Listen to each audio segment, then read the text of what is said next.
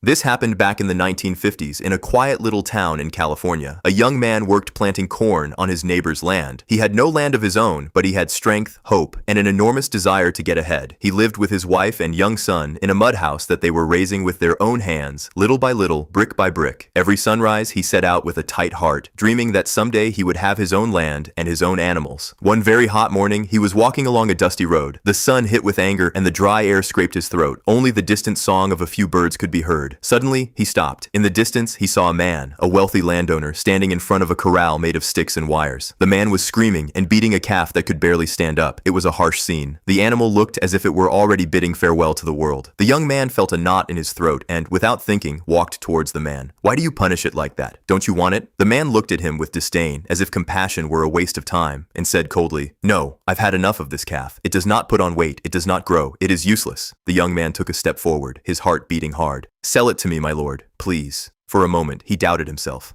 "What food am I going to raise it with?" he thought, with that silent fear that comes when one takes a step without having anything. The man looked him up and down, evaluating him as one weighs a beggar. He then shrugged his shoulders and said with disdain, "Okay, take it with you if you want." The boy put his hand in his pocket and felt the cold of his last 10 coins, the ones he had kept to buy chickens. He squeezed them tight, took a deep breath, and handed them to the man. "It is all I have." The owner let out a bitter giggle. "Take it. Let's see if you can handle it." The young man took the calf carefully out of the corral. The animal walked as if each step costed a whole world. It was so thin that its bones could be counted. But the young man still smiled. Something inside him, that faith which only hope gives, told him it was worth a try. Like for part 2.